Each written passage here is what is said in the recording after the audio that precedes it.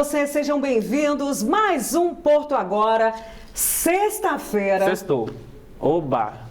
Rapaz! Tá aí, já nos preparativos? Já tá no clima. No clima? E hoje um programa muito especial, hein? Exatamente, especial Agosto Lilás. Para você que acompanhou durante a semana, nós trouxemos vários temas sobre isso. Sim. E hoje é um programa especial com mulheres especiais que fazem a diferença. Agora, antes da gente apresentá-las, eu posso fazer uma pergunta? A sua vestimenta tem a ver com o Agosto Lilás? Tem, porque você está de lilás. Com certeza. Eu gostei. Eu poderia ter vindo de lilás também. Me faltou uma camisa dessa cor, mas eu poderia ter pensado nisso. Vamos providenciar ao longo do mês. Pronto, tem até dia 30, tá bom. Sua paleta de cores pode ser. Olha, hoje estamos recebendo a Iracema Silva, que é coordenadora do Núcleo de Enfrentamento e Prevenção ao Feminicídio, NEF, da Secretaria de Políticas Públicas para Mulheres da Prefeitura de Salvador. Para você aí da minha terrinha aí, ó. Rapaz, aí sim. Filho. Gostei de ver. Ficou meio assim sobre o assunto? Pois é, filha, é sobre esse assunto mesmo. A Fernanda Lordelo, atual secretária de Política para as Mulheres, Infância e Juventude na Prefeitura de Salvador. Na sua terra também? Na minha terra também. A Janaína de Paula, que você já conhece, já esteve aqui conosco, também abordando sobre esse tema e vários outros temas, também já está aqui conosco, que é advogada e presidente da Comissão de Direito da Mulher da OAB Porto Seguro. Mas parou por aí? Não. Tem mais? Tem mais uma potência que é a Andrea Cominali, coordenadora do Privade. Já a gente vai falar sobre isso. Vai entender o que significa essa sigla. Exatamente. A gente vai entender tudo isso aí. Então, para você... É isso. Rapaz. Olha, para você que está aí nos acompanhando, mande sua mensagem, 739-9903-1291. Está acontecendo alguma coisa aí na sua rua, no seu bairro? Quer mandar perguntas sobre o tema? 739-9903-1291. Hoje não dá mais tempo de mandar. O que é que vai acontecer no final de semana? Mas conta pra gente onde é que você vai. Exatamente. Tá assim recheada, né? E assim, pra você que tá na dúvida, é só aguardar, gente, porque aqui depois do Porto Agora vem o TV Porto Jornal e o Mar vai trazer tudo o que você possa imaginar. Trancoso, Arraial da Ajuda, Caraíva, Eunápolis, aqui em Porto Seguro, Cabralha, todas as atrações musicais aqui da região você confere daqui a pouco pra você que ainda não se decidiu. Então, bora? Bora. Então, roda a vinheta!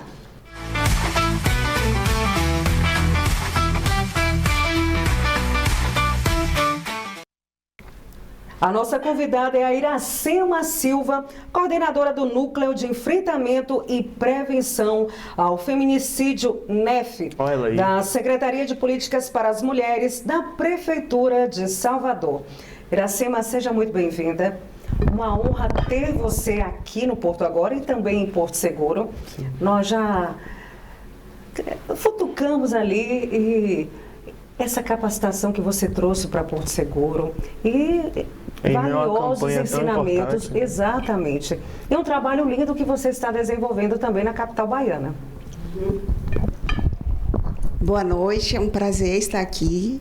E mais prazeroso ainda é trazer para esse município, para essa comunidade, o trabalho que nós desenvolvemos em Salvador, que é uma efetivação do que prevê a Lei Maria da Penha. Neste mês de agosto, quando a Lei Maria da Penha completa 20 anos, nós estamos efetivando as políticas públicas que já estão previstas em lei como instrumento de prevenção, de proteção e de segurança para as mulheres. Então, a capacitação que nós trouxemos é o resultado de um trabalho que desenvolvemos em Salvador. Já há 4 anos e 7 meses existe esse núcleo de enfrentamento ao feminicídio, que é um núcleo que trabalha com os homens que já cometeram violência contra a mulher. É preciso entender que a violência contra a mulher proteger a mulher é uma prioridade da lei, mas nós temos que pensar no seu agressor. Eu preciso assegurar a mulher de que ela não será vítima mais uma vez daquela violência. Eu preciso assegurar para a mulher, além da medida da responsabilização penal, eu preciso assegurar proteção, prevenção e segurança. Que as mulheres não tenham mais medo, que ela tenha certeza de que o próximo relacionamento ou envolvimento ou até o retorno para um relacionamento já havido será com mais segurança e mais proteção. Esse treinamento é para capacitar as pessoas a trabalhar com os homens no sentido de despertar no homem a questão da autorresponsabilidade e da mudança de comportamento. Eu só posso garantir prevenção e proteção quando as pessoas compreendem que aquele seu comportamento é indevido, não cabe mais, aquilo ofende, aquilo fere, é uma violação dos direitos humanos e eu preciso reverter este caminho. Trabalhar com o homem hoje é uma necessidade, a prioridade é dar à mulher segurança e proteção. Mas as pessoas continuarão se relacionando. Os homens e as mulheres continuarão estabelecendo relações íntimas de afeto. Isso é bonito, é a vida. As pessoas, a gente ama estar nesses relacionamentos que nos fortalecem e relacionamentos que dignificam também a nossa realidade. Mas nós não podemos permitir que as relações continuem carregadas de violência, de agressividade, de desrespeito. Nós estamos falando de uma violência relacional. Eu preciso tirar a mulher do ciclo da violência, mas esse ciclo da violência se dá na relação com uma outra pessoa que também precisa ser abordada. Então, o trabalho com os homens é no sentido de levá-los à reflexão, no sentido de levá-los à mudança de comportamento, para além da responsabilização penal, que a lei não afasta isso. O que a lei diz é que, além da responsabilização penal, este homem precisa ser trabalhado no processo de reeducação. Reeducação de pensamento, de sentimentos, de comportamentos. E o trabalho com os homens tem nos revelado isso. Em Salvador, nós já atendemos, nesses 4 anos e 7 meses, quase 900 homens. Nós estamos com uma margem de 2% de homens que retornam por terem repetido aquele comportamento. Então, os homens que passam por esse processo, ao final, eles declaram num processo de autoavaliação, numa dinâmica que fazemos, que eles não sabiam que determinados comportamentos eram violência. Eles chegam sem admitir a sua condição de agressor. Muitos, por desconhecerem que estão numa repetição de comportamentos, repetindo padrões aprendidos numa educação onde os papéis de homem e de mulher eram definidos, mas sempre definidos que o que o homem fazia, ele podia, e o que a mulher, e para a mulher, aquilo que ela deveria. Nessa formação, a gente não pode dizer que a violência é cultural. A violência foi normalizada e as pessoas permitiram que elas entrassem na sua vivência. E aí a gente tem a violência doméstica, a violência no ambiente laboral, a violência nas ruas, nos estádios, em ambientes até puramente masculinos, onde a gente vê reações e ações sempre carregadas de violência como uma afirmação de masculinidade, como uma relação de poder. Então, a criação foi se dando assim. Menina não pode, menino pode. Menino não faz isso porque isso é coisa de menina. Na verdade, coisa de menina e de menino, principalmente quando são crianças, isso não existe. As brincadeiras são de crianças e não de menino e de menina. Chegamos à adolescência e os meninos passam por aquela fase em que afirmar a sua condição de homem era afirmar com agressividade ou afirmar tendo várias namoradinhas, por exemplo, como se isso fosse uma coisa necessária para afirmar uma masculinidade. Bem, essa criação foi formando nos homens e nas mulheres alguns comportamentos que, ou na idade adulta, eles passam a se reverter em violência. Violência psicológica, o controle, a proibição, o grito, a violência moral, a humilhação, o xingamento. A violência física, o puxar de cabelo, puxar de braço, até chegar num tapa, no empurrão. Porque a violência, gente, ela nunca começa no tapa. Isso é um detalhe importante. A violência começa no controle, na crítica, na piada maldosa, começa na proibição, no falar mais alto, no exigir. Depois ela vai avançando, ela vai escalando para uma violência física, uma violência patrimonial, o controle do dinheiro, a proibição de trabalhar para ter sempre o controle a partir do financeiro, né? O destruir documentos, destruir roupas de mulher, proibir que vista determinada peça de roupa e às vezes o homem age destruindo aquela peça, sim, quebrando o celular, querendo ter acesso a informações, conta bancária ou até mesmo mensagem de celular, como se isso fosse um direito que fosse lhe concedido por uma norma, não é uma norma, é porque a gente normatizou essa invasão do espaço feminino. Mas acontece que todas essas condutas estão previstas no Código Penal Brasileiro como crimes. Então, o que hoje muitos dizem assim, hoje tudo é abuso. Não, tudo sempre foi abuso. Mas nós fomos naturalizando, isso é coisa de homem. Homem é assim mesmo. Não, deixa pra lá, ele tá nervoso, Nós começamos a justificar condutas que sempre foram abuso. Condutas que são inaceitáveis. Mas nós crescemos, amadurecemos. E hoje nós, mulheres, temos acesso às informações, estamos avançando, abrindo o nosso olhar, ampliando o nosso conhecimento, o nosso entendimento sobre relações humanas, sobre direitos humanos, sobre respeito ao outro, dignidade do outro. E a gente não pode mais aceitar conviver em relações, principalmente relações íntimas, de afeto, onde o homem se aproveita muitas vezes dessa proximidade, não digo muitas vezes, ou quase sempre, se aproveita dessa proximidade, dessa intimidade para cometer alguns abusos. Não é possível a gente viver achando que isso é normal, porque não é. Não é que hoje tudo seja abuso, é que sempre foi abuso. Mas nós mulheres vimos de um padrão de comportamento onde essas coisas eram aceitáveis ou eram suportadas. Hoje a gente está começando a cuidar de homens e também de mulheres para mostrar que nós podemos viver uma relação saudável, harmoniosa, de afeto, de amor, de respeito, de construção de família, de criação de filhos com outra visão do mundo. E vamos, com isso, trabalhar para uma sociedade melhor, para que a gente possa viver com segurança, para que nós, mulheres, não tenhamos medo de sair à noite, para que nós, mulheres, não tenhamos medo de terminar um relacionamento. Terminar um relacionamento hoje passa a ser uma coisa perigosa. O homem não pode achar que ele é que define o tipo ideal para aquela mulher. Então, essas relações precisam ser estabelecidas no respeito, no diálogo. Por isso, nós fazemos um trabalho que a Lei Maria da Penha diz como reeducação.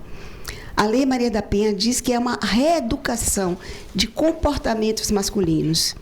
E a efetivação, aqui em Porto Seguro, de um grupo, de um trabalho, de um núcleo que faça aquilo que nós já fazemos em Salvador, isso vai trazer para a comunidade segurança, proteção, prevenção. E os homens vão ser muito mais felizes, compreendendo a mulher, olhando com outro olhar o seu relacionamento, deixando que o seu afeto, que o seu amor seja manifestado de outras formas, que também isso não é amor, o agredir não é amor, mas a gente começa a romper. Por que o homem não fala? A gente trabalha o quê? Falamos de emoções e de sentimentos, rompendo o silêncio. Quais os silêncios que você guarda em você? Com que você gostaria de compartilhar suas emoções? Por que o homem, para afirmar muitas vezes a sua questão de masculinidade, tem que usar a violência? Você pode ser afetuoso, você pode ser protetor e ao mesmo tempo ser gentil. Então, a abordagem que fazemos com os homens é no sentido de despertar consciências, ativar a autorresponsabilidade, trabalhar a inteligência emocional, trazer para ele exatamente estimular esse desejo de ser uma pessoa melhor nas suas relações mais íntimas. E aí a gente envolve a mulher com que ele divide a vida, aquela que ele escolheu, com que ele teve momentos bons, com que ele enfrentou momentos de dificuldade. Então, por que esse relacionamento, em determinado momento, começa a sofrer esse afastamento afetivo? A gente precisa resgatar essa questão do afeto para que os relacionamentos sejam estabelecidos sem violência, com respeito, com educação, com cuidado. E a Lei Maria da Penha prevê, ela antecipou, ela numa visão realmente adiante, trouxe a necessidade dos municípios, dos estados, aí ela compartilha com o estado e município, a efetivação desses programas, que possam proteger a mulher como sua prioridade, mas possam também trabalhar a reeducação de sentimentos e comportamentos masculinos. Perfeito. Agora, queria até que a minha pergunta é mais uma espécie de você reforçar, porque você, enquanto experiência, enquanto delegada, hoje à frente do NEF, né? Quais seriam que você diria os principais sinais que não devem ser ignorados em uma relação homem e mulher? Bem, os sinais, vamos lá, um relacionamento abusivo. O que é um relacionamento abusivo?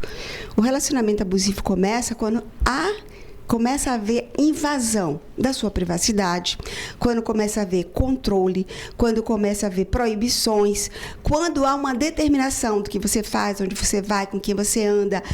Quando o homem começa, volto a dizer, a violência não começa no tapa, ele começa no controle, no grito, na proibição.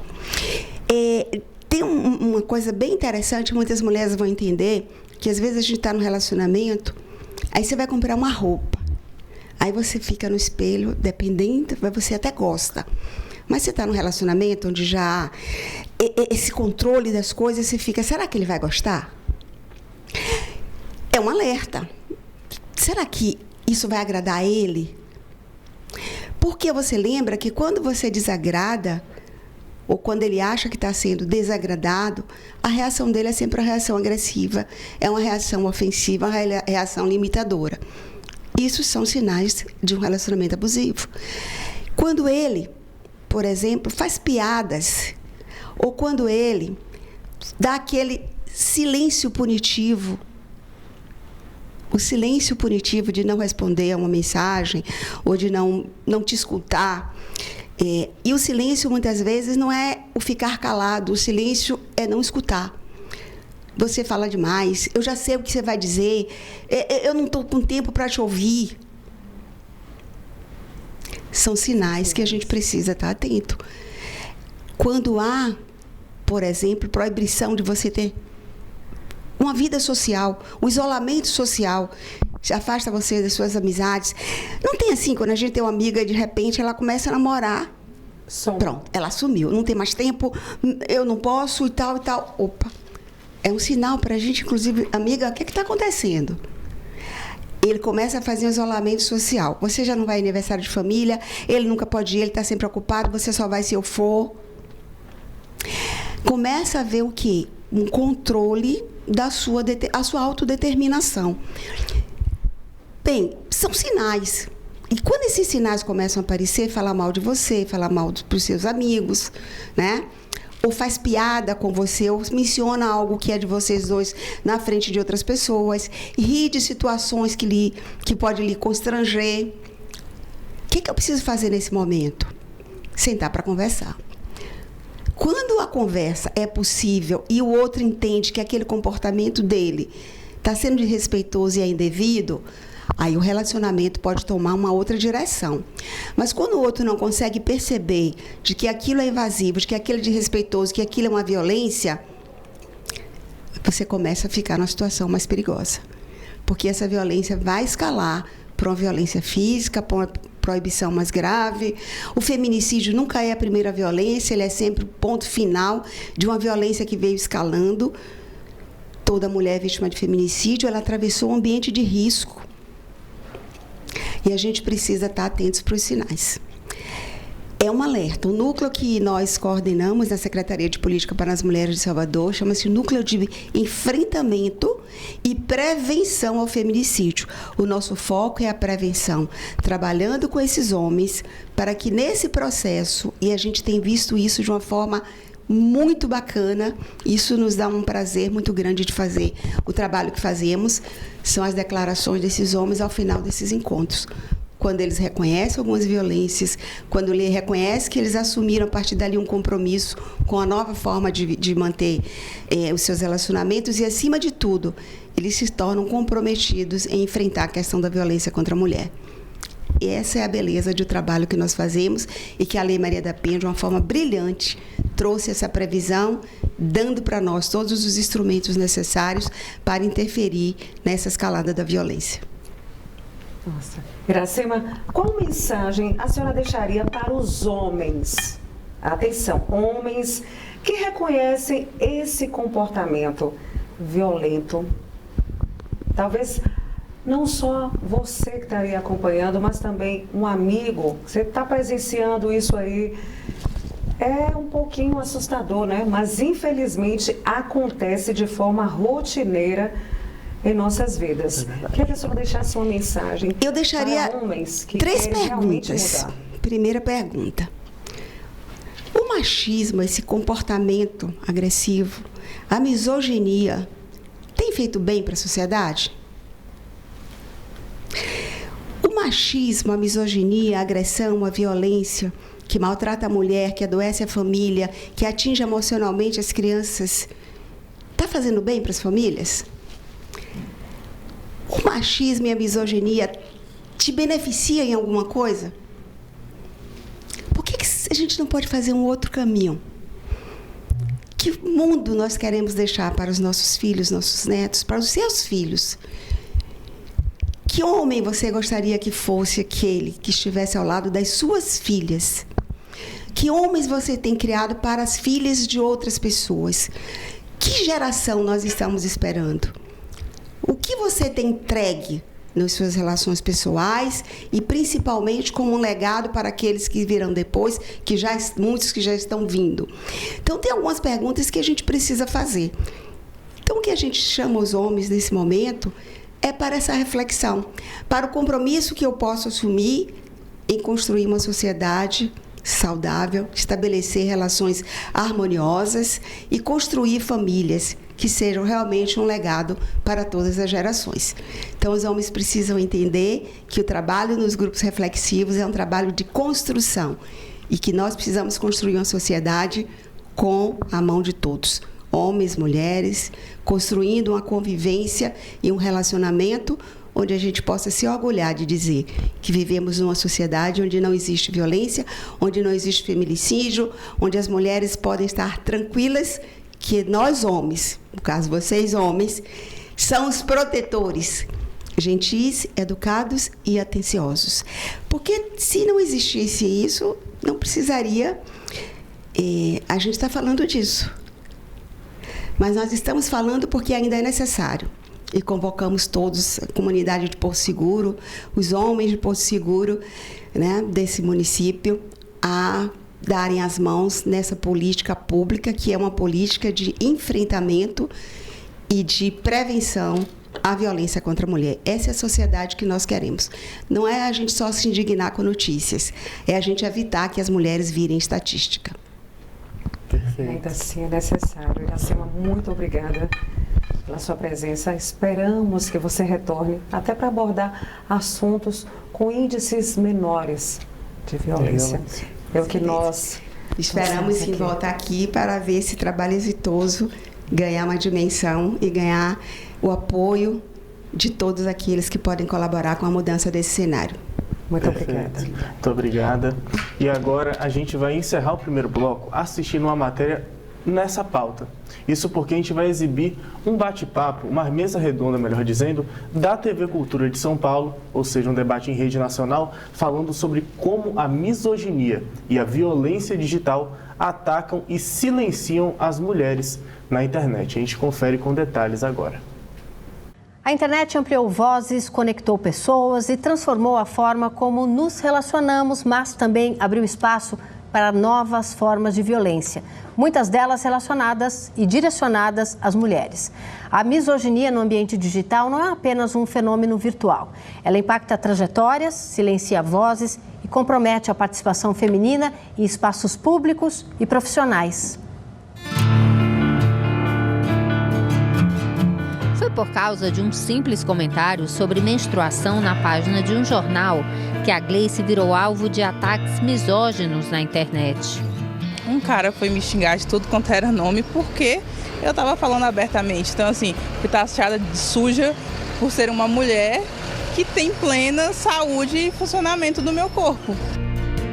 No dicionário, misoginia significa aversão, desprezo, preconceito ou ódio contra as mulheres. Com o avanço da internet e das redes sociais, esse tipo de violência ficou cada vez mais frequente também no mundo virtual. Com a ajuda da inteligência artificial, esse professor da Universidade Federal da Bahia mapeou um grande volume de informações que continha algum tipo de risco. 70% deles eram de riscos mais graves. Além disso, a própria inteligência artificial se recusou a analisar cerca de 300 mensagens porque continham nudez e violência extrema. Isso já denota um um problema grave, porque muitos deles ali eram de violência no nível que, assim, que o modelo disse assim, não, eu me recuso a analisar esse tipo de conteúdo. Primeiro, a gente precisa de um monitoramento em tempo real de plataformas e grupos, né? Obviamente que isso precisa ser feito de maneira controlada, juridicamente, tecnicamente aberta, para que isso não se transforme em um instrumento de vigilância em massa. Essa violência na internet é muito mais eficaz, né? Porque ela não para. De tanto denunciar as diversas formas de misoginia contra outras mulheres, a professora universitária Lola Aronovich se tornou ela própria um dos principais alvos de ameaças de grupos misóginos. Ela hoje vive escondida e deu nome a uma lei que permite a investigação de qualquer caso de misoginia na internet pela Polícia Federal. Parece uma coisa meio inofensiva até, por exemplo, mandar pizza para sua casa, né? Mas é uma forma de dizer que eu sei onde você mora, né? E assim como agora a gente está mandando uma pizza, a gente pode ir aí e cumprir a ameaça que a gente está fazendo por e-mail ou por telefone, de ir aí presencialmente e te matar ou te estuprar, né? De alguma forma te machucar. Agora, um novo projeto de lei está em tramitação no Congresso. A proposta equipara a misoginia ao crime de racismo. Já foi votada no Senado e agora tramita na Câmara. O texto tem como um dos objetivos combater grupos de ódio na internet, mas enfrenta resistências. Apesar de ter tido o regime de urgência aprovado, não foi votado antes do recesso e agora só deve ir ao plenário depois das eleições. A internet ela não inventou a violência contra as mulheres, né? Mas ela alterou a sua escala, a sua velocidade, a sua permanência, o seu alcance. Então, uma violência que antes dependia de proximidade física ou que circulava em um grupo mais restrito, hoje ela pode perseguir uma mulher continuamente, atravessar toda a sua vida social, alcançar seus familiares, seus colegas de trabalho, toda a sua comunidade em poucos minutos. E além disso, as plataformas não apenas hospedam conteúdos, né? Os seus sistemas também podem recomendar, amplificar e até monetizar a perseguição, a humilhação, a violência. A SaferNet, que faz monitoramento da internet, também verificou que há grupos de mulheres que são ainda mais visadas pelos agressores, o que inclui mulheres públicas, especialmente em anos eleitorais. Mulheres que têm mais voz e mais presença na vida pública e na internet, por conseguinte, elas podem sim ser alvo de misoginia na internet.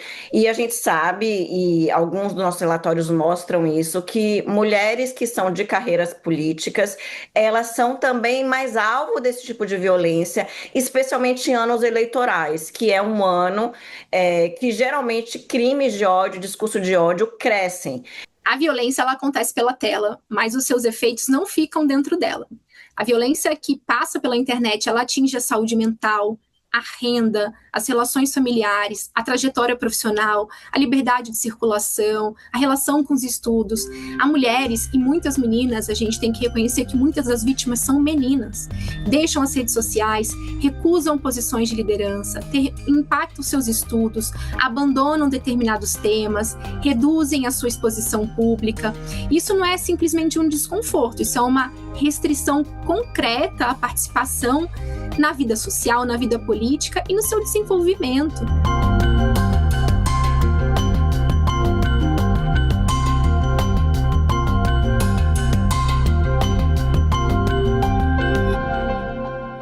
Valéria, esse projeto de lei que tramita no Congresso, né, que a Marina trouxe para a gente, ele não apenas compara a misoginia ao racismo, mas ele também endurece essas punições pelos ataques praticados na internet, busca responsabilização desses grupos.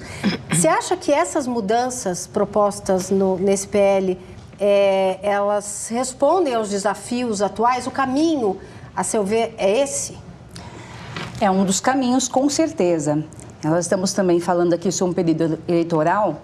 Há muitos candidatos que dizem que são contrários à violência contra a mulher, mas, ao mesmo tempo, se posicionam fortemente pela não votação, pela não aceitação desse projeto de lei de misoginia. Misoginia é ódio, aversão às mulheres. E a internet chega em todos os lugares, né? Atinge a adolescência, todas as pessoas têm celular hoje. Então, não há como diminuir a violência se nós estamos atuando de um lado, por exemplo, como promotoras, promotores, ingressando com processos, conseguindo condenações, e, por outro lado, há um discurso que ensina meninos a serem violentos, ensina meninos a desrespeitar, a estuprar as mulheres. Nós que estamos lá no dia a dia precisamos de instrumento. O instrumento do sistema de justiça é a lei. Sem lei nós não podemos atuar. E a lei é feita pelo Legislativo e temos eleições para deputados e senadores. Exato. Então esse projeto é fundamental para que as autoridades consigam, de alguma forma, coibir esse discurso de ódio que tem aumentado a violência contra as mulheres no nosso país. Vera, a misoginia ela não nasce na internet, mas ela ganha uma escala muito grande, né, principalmente nas redes sociais. Se a prevenção tivesse que começar em algum lugar, a seu ver, né, por onde que deveria começar? Escola, dentro de casa, plataformas digitais, campanhas públicas. Como é que a gente endereça esse assunto quando a gente pensa em prevenção, em evitar que esses crimes aconteçam? Olha, Rita, tudo isso junto e misturado. Na verdade, a misoginia digital é um negócio altamente lucrativo, não é? Existe a machosfera, que é composta pelas comunidades de incels, red pills e influenciadores que ganham muito dinheiro, monetizam, não é? Esses grupos, e é um assunto extremamente preocupante, principalmente para os jovens. Por exemplo, a Universidade Federal do Rio de Janeiro, no laboratório de internet de lá, junto com o Ministério das Mulheres, desenvolveu uma pesquisa mapeando os vídeos só do YouTube nesse universo da machosfera. Ele descobriu mais de 47 mil vídeos, sendo que 137 deles alcançaram 4 bilhões de visualizações. Bilhões, sendo que 80% monetizados, né? Ou seja, além de espalhar essa mensagem de ódio, ainda se ganha dinheiro com ódio. Com certeza. Então, quer dizer, não basta a legislação, como você disse, nós precisamos educar esses meninos. Então, a Discord e o Instagram, por exemplo, eles recrutam adolescentes de 12 a 14 anos. Eles começam com uma piadinha muito sem graça, misógina, mas é só uma piadinha, não é nada. E aí penetram no conteúdo misógino, na teoria misógina. E é extremamente perigoso isso, é o tipo de masculinidade tóxica a que eles estão submetidos. Então, o que a gente precisa? Você perguntou como é que nós vamos encarar isso, como é que nós vamos enfrentar isso.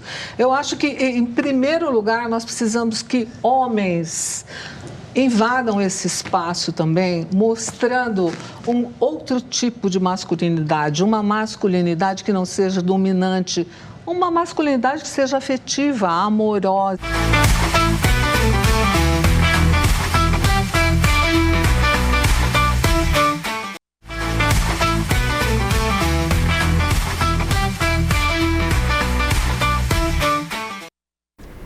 Estamos de volta, foi rapidinho a matéria. Hoje é um programa especial, Agosto Lilás.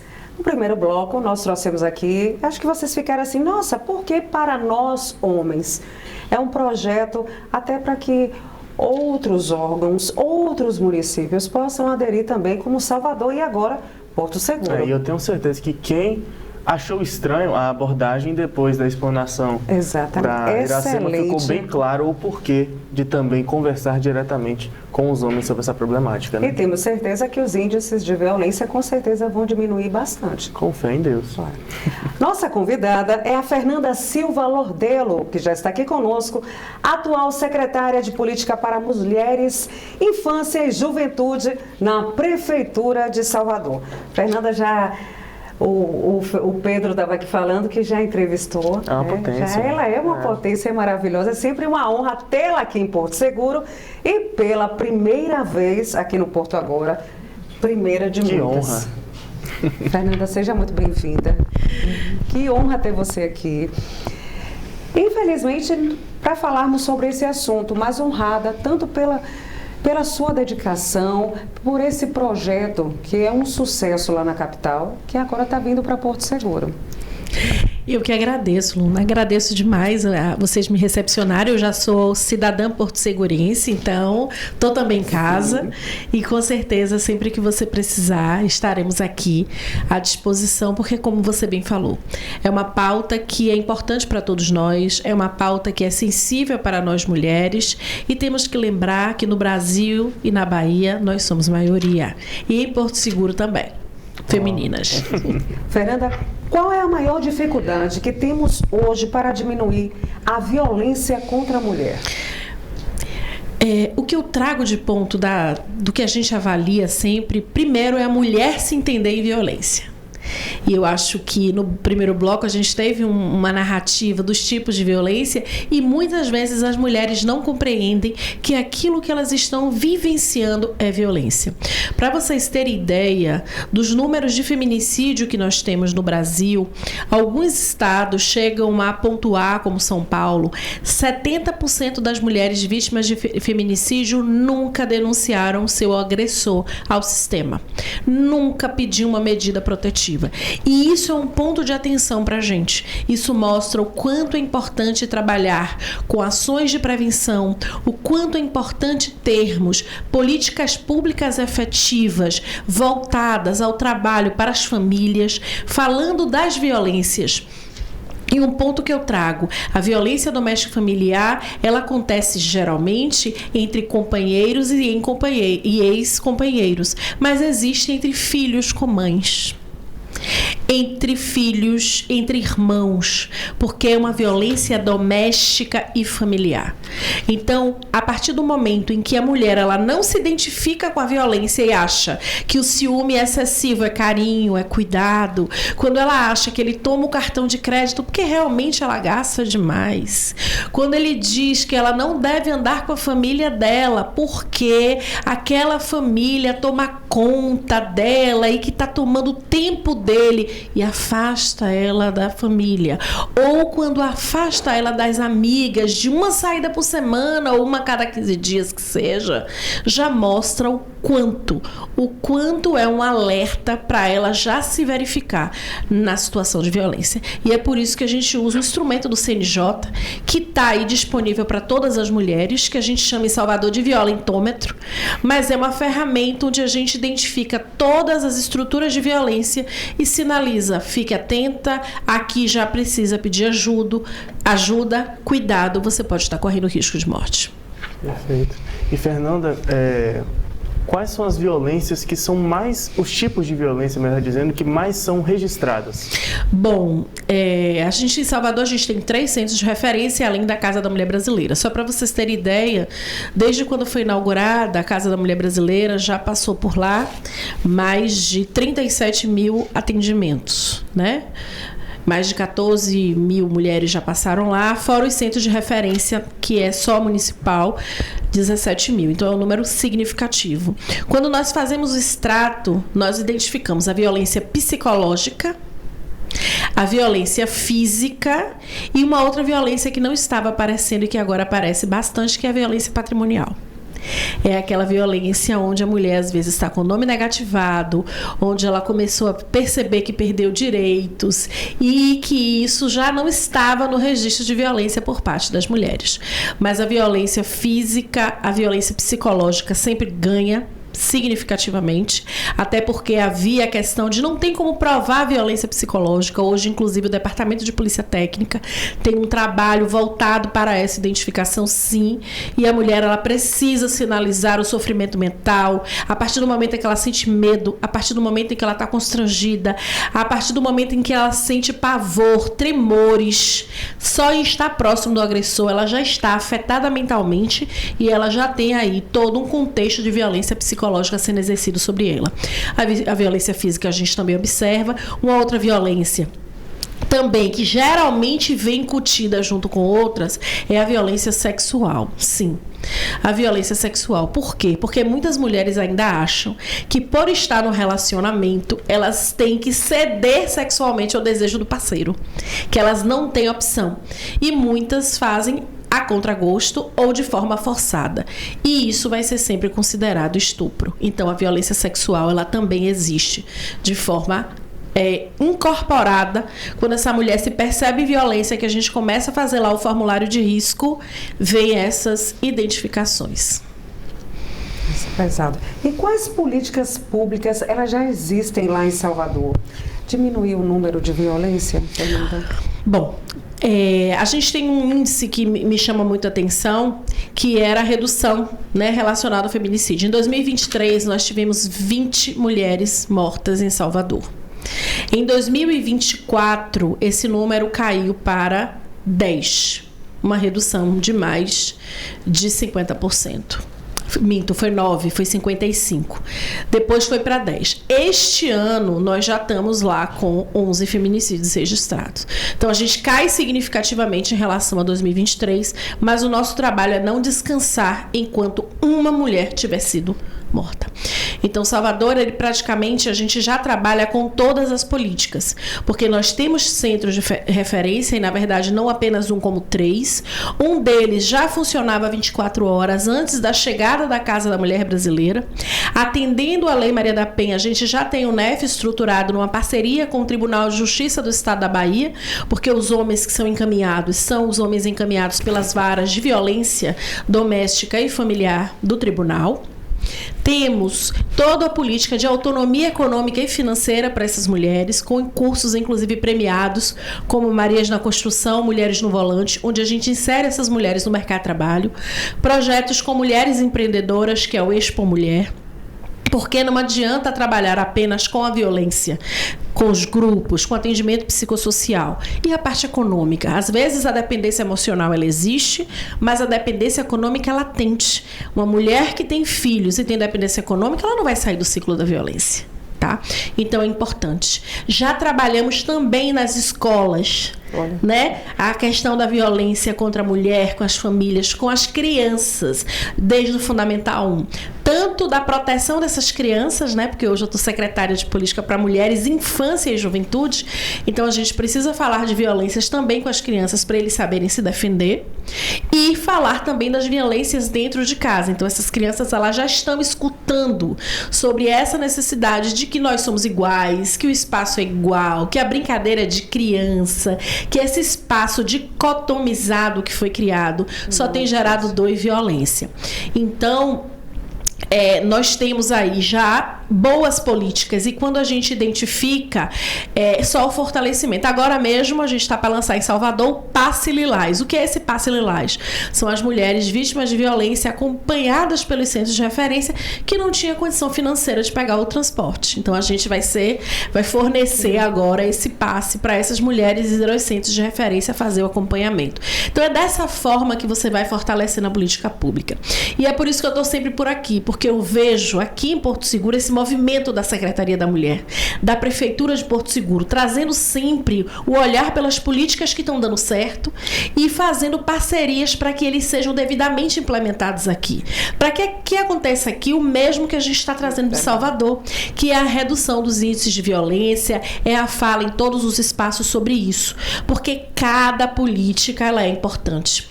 Lá a gente tem, por exemplo, o selo Pacto pela Mulher, que são dadas empresas que nos apresentam um plano de trabalho desde o momento em que ela trabalha com a mulher e tudo que ela faz para que a mulher seja valorizada naquela empresa, de promoção e o que é que seja. A gente faz agora em setembro, que é quando a gente tem uma lei específica no município que fala de uma lei contra o feminicídio, a gente traz essa premiação para várias empresas grandes que participam com a gente desse projeto. Então, cada detalhe, quando você pensa numa política da mulher, ela é necessária, né? Dentro da política de cuidado, dentro do olhar de cuidado, de atenção, de falar sobre isso em prevenção. Formação, instituições públicas e privadas. Hoje, nós somos acionados pelas empresas para fazer formações relacionadas à violência, falar. Nós temos o Botão Lilás em Salvador, que é uma ferramenta onde a mulher faz a denúncia e, a depender da gravidade, já vai para o comando da Guarda Civil Municipal, para a viatura e na porta. Nós temos a patrulha Guardiã Maria da Penha, né, coordenada pela Jéssica Reis, da Guarda Civil Municipal, que também trabalha com a gente nos grupos reflexivos do NEF, essa equipe dos homens guarda. Então, muitas políticas já estão estruturadas para garantir à mulher o seu cuidado desde o momento dessa emergência, porque eu chamo que a Casa da Mulher Brasileira termina sendo uma emergência, mas essa mulher precisa ser cuidada. E como é que ela vai ser cuidada depois daquela emergência? Ela precisa ter toda uma política que acompanhe ela até a sua recuperação plena. Agora, eu queria encerrar, mas antes, pedir para a produção colocar o violentômetro na tela, que ajuda a ilustrar, como você havia destacado, né, sobre esse diferencial do tome cuidado, reaja e peça ajuda. Para a gente concluir, e usando o violentômetro como pano de fundo, qual que é a mensagem que você deixa a partir dessa campanha do Agosto Lilás e de todas essas ações que você acabou de mencionar que têm sido realizadas? Qual que é a principal mensagem por trás do Agosto Lilás?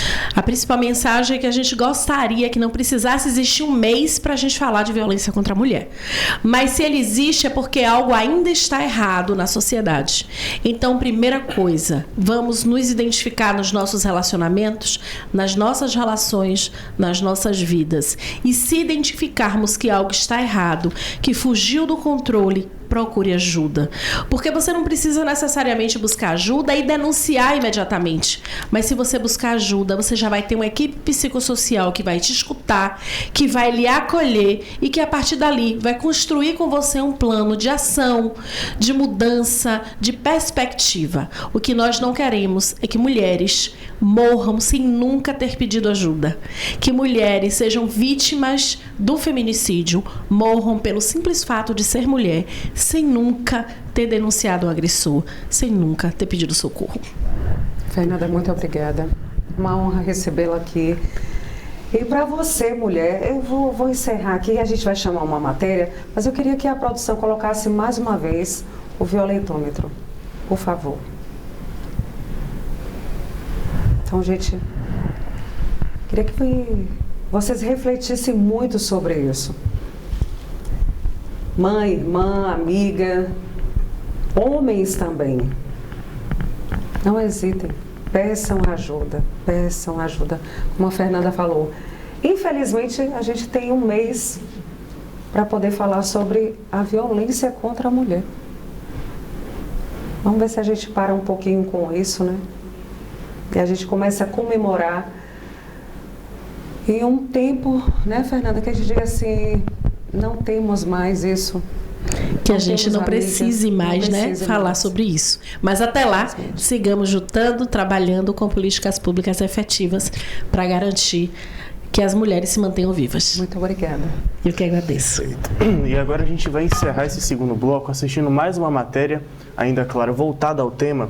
Isso porque 2026 é ano eleitoral e, segundo uma pesquisa, a violência contra a mulher, ela influencia o voto de cerca de 76% das eleitoras. A gente vai entender o porquê por trás disso e a gente confere agora uma matéria da Rede Cultura de São Paulo.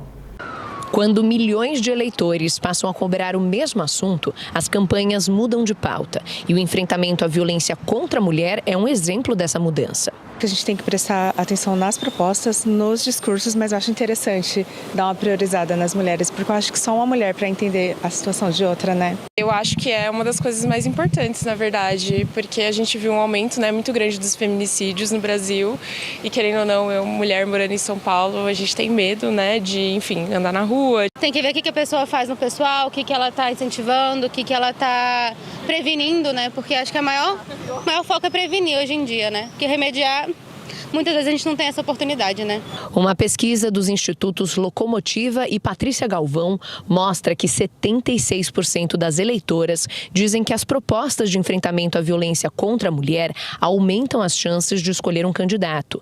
Entre os homens, esse percentual também é alto, 71%. As mulheres representam a maioria do eleitorado brasileiro. Isso ajuda a explicar por que o tema passou a ocupar mais espaço nas campanhas. Isso mostra, de fato, que é um problema muito próximo, que afeta muitas mulheres, 54% delas já foram vítimas no Brasil, e que precisa ser endereçado, né? Endereçado com redes de apoio, com campanhas de conscientização, com proteção às mulheres que são vítimas de violência, né? Então, a gente vê que tem uma vontade de que esse tema apareça nas eleições e que seja alvo de políticas públicas para a proteção dessas mulheres. Segundo a pesquisa, a expectativa não é apenas que o tema apareça no discurso dos candidatos. As eleitoras esperam propostas concretas e viáveis de prevenção à violência, proteção às vítimas e fortalecimento dos mecanismos já previstos na Lei Maria da Penha, que esta semana completa 20 anos de existência. Faz parte da sociedade, né? A gente não se colocar no lugar do outro, mas a gente está inteirado do que está acontecendo para tomar as melhores decisões. Quais são as ações concretas, né? Porque discurso todo mundo tem, ainda mais agora, mas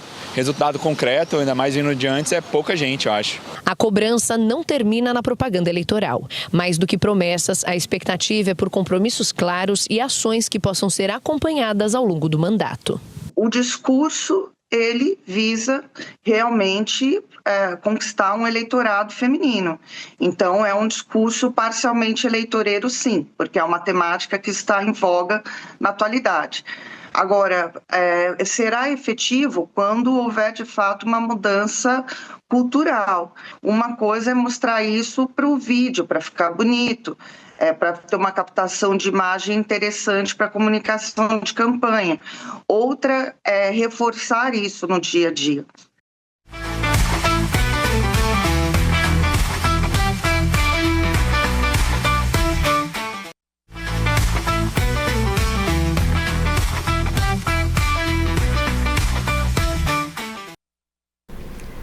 E já estamos de volta com elas, Janaína de Paula, que é advogada e presidente da Comissão de Direito da Mulher da OAB Porto Seguro, e Andréa Comenali, coordenadora do Private. Achou estranho, né? Vamos descobrir daqui a pouco do que se trata. Meninas, sejam bem-vindas. Uma honra ter vocês aqui. Mesmo falando desse assunto, agosto lilás, um mês de reflexão, né? Pode pegar, por favor. Então, a gente está aqui mais uma vez, né, para falar sobre agosto lilás, sobre violência doméstica. Hoje a gente está com esse programa que vai ser instalado aqui em Porto Seguro e hoje a gente teve a capacitação. Então, hoje a gente, para além de falar da violência doméstica, a gente está trazendo mais uma solução para que a gente possa combater essa violência que vem acontecendo, né, no mundo todo, não é só aqui em Porto Seguro, nem só no Brasil, que é a gente poder fazer esse grupo de reflexão para os homens, né? Inclusive, como a doutora Iracema disse, está previsto na Lei Maria da Penha, né? Não foi algo que a gente inventou da nossa cabeça. E a gente acha muito importante. A gente sabe que um dos maiores meios de você mudar e transformar vidas é a educação, né? Então a gente está bem feliz, assim, apesar de... Eu sempre digo que, assim, que pena que a gente tem que vir falar sobre violência doméstica e que bom que a gente tem um grupo de pessoas, né, de entidades, órgãos envolvidos para o combate dessa violência. Exatamente. Janaína, como a Comissão da Mulher ela tem atuado no enfrentamento à violência? Quero agradecer o convite e já dizer que nós nos sentimos em casa aqui na TV Porto. E, Luma, a comissão ela atua de forma preventiva no enfrentamento. Nós promovemos rodas de bate-papo nas escolas, nas comunidades, levamos o conhecimento, que eu acho que o conhecimento é uma forma de prevenção que, de fato, tem dado certo. E também atuamos com o atendimento a essas vítimas, recebemos elas e orientamos elas encaminhamos elas a irem nos órgãos competentes, seja na Defensoria Pública, seja na delegacia para fazer uma ocorrência, seja no CRAM. Então, a gente atua de forma preventiva e nas orientações. Excelente. Perfeito. Queria perguntar para a Andréa, um tema que a gente até conversou anteriormente aqui com a Iracema, porque muito se fala sobre reeducação quando se trata, claro, dos homens. O que exatamente precisa ser trabalhado com esses homens e o que aqui em Porto Seguro tem sido realizado em prol desse movimento? A gente chama de reeducação, né? E às vezes é uma palavra um pouco controversa, mas é porque, infelizmente, né, a gente vive numa sociedade que muitas vezes, de forma até inconsciente, educa o homem para agir de determinadas maneiras, né? Quando o menino nasce, ele recebe uma caixinha do que é ser homem. E dentro dessa caixinha, existem alguns comportamentos que a gente precisa eliminar, né? Então, a gente precisa reeducar. Então, a palavra não tem nada de errado. A gente precisa reeducar porque foram educados de forma que acaba enfatizando essa questão da violência. Então, o programa ele vem para esse sentido, né? Para a gente trabalhar com relação a essa responsabilização e prevenção também, né? Uma reeducação e uma prevenção de futuras relações onde eles possam se envolver em questões de violência, para que isso não aconteça, e também para que eles não façam isso com outras parceiras, né? E que não repitam com essa mesma parceira, porque eu era coordenadora do CRAN, né? Acho que todo mundo lembra que eu já vim aqui muitas vezes, e lá a gente recebia muitas mulheres. Às vezes elas trocavam de parceiros e continuavam sendo vítimas de violência, ou às vezes outras mulheres chegavam lá vítimas do mesmo homem, né? Então ele troca de parceira, mas ele continua praticando a violência. Então o objetivo desse grupo, desse projeto, é responsabilizar o homem, é reeducar o homem, para que ele entenda que alguns comportamentos que foram aprendidos não podem permanecer. Excelente. Deixou bem claro qual é realmente o objetivo. Janaína, como é que a rede de proteção funciona? Quem pode participar?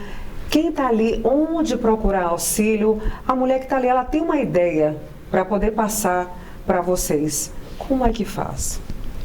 Luma, a rede de proteção, ela é composta por diversos órgãos que trabalham na prevenção e no enfrentamento à violência doméstica. Tem a Defensoria Pública, tem a OAB, tem o CRAN, tem o Judiciário, a DEAN, o MP, vários órgãos que atuam juntos. A gente trabalha em conjunto, promovendo ações, promovendo dinâmicas e um diálogo para que a gente consiga ter, de fato, no nosso município, para que a gente consiga melhorar os índices de violência. Então, a gente trabalha em conjunto. A gente tem um grupo que é composto pelos órgãos e equipamentos, né? Cada um com a sua função, e a gente trabalha em conjunto.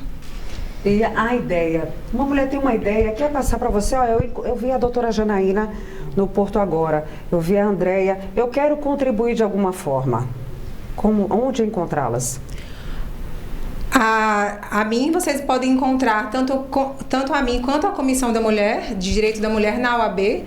Lá é uma casa para todos, está de portas abertas, funcionamos ali na Praça CM, então todas as ideias são bem-vindas. Estamos ali para poder atendê-las mesmo. E a Andréia?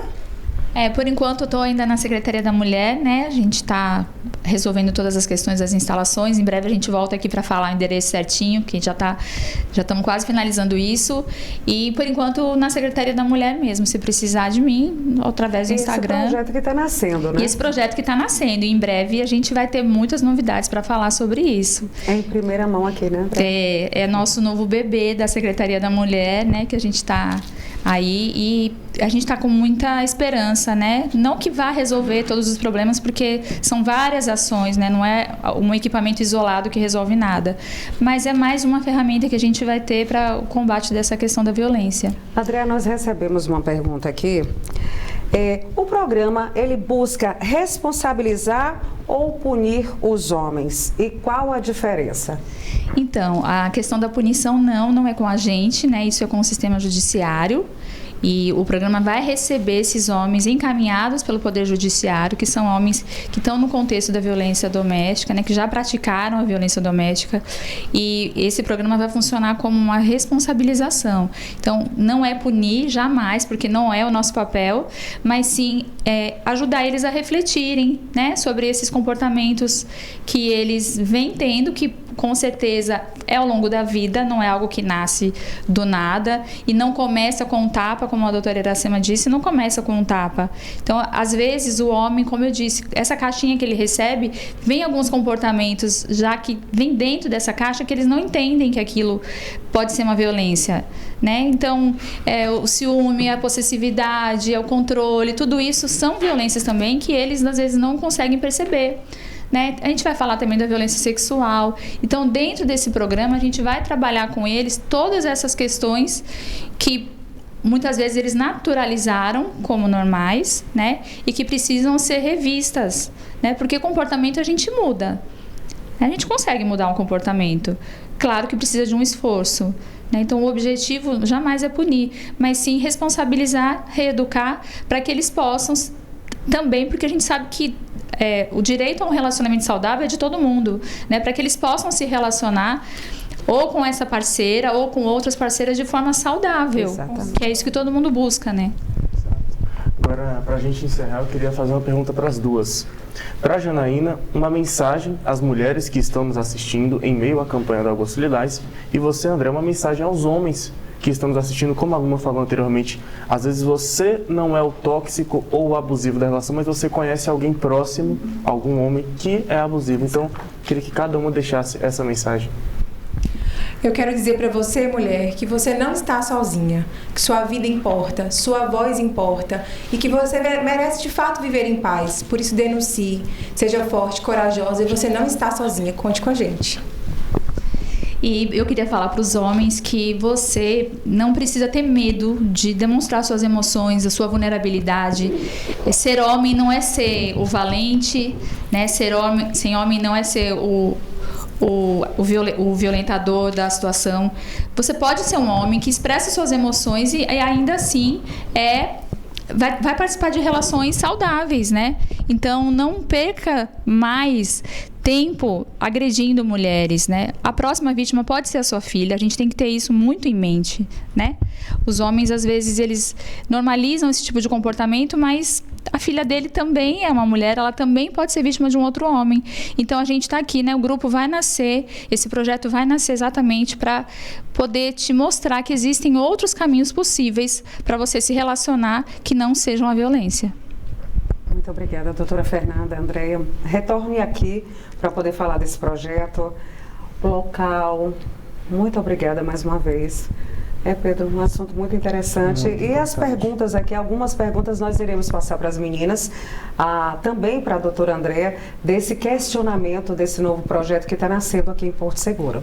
É muito importante a gente trazer um debate como esse, né? Que infelizmente a gente sempre tem batido na tecla de que está sempre presente. Eu sempre gosto de lembrar que, por exemplo, meu primeiro programa aqui como apresentador do Porto Agora foi um especial do Dia da Mulher, e a gente recebeu muitas mulheres que ocupam espaços de poder e que ocupam espaços de poder assim em vários âmbitos, seja na política, na polícia, na advocacia, na área da psicologia, e a gente vê esse movimento crescendo. Inclusive, exatamente. A gente trouxe mulheres que hoje ocupam esses espaços de influência, mas ainda assim e abraçam essa causa, né?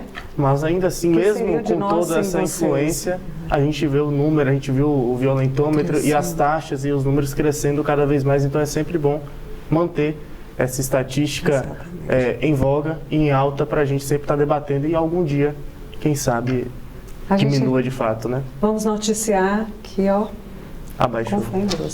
Muito obrigada pela sua companhia hoje nesse dia especial, falando sobre o Agosto Lilás, mas uma reflexão onde todas elas deixaram aqui. Sim.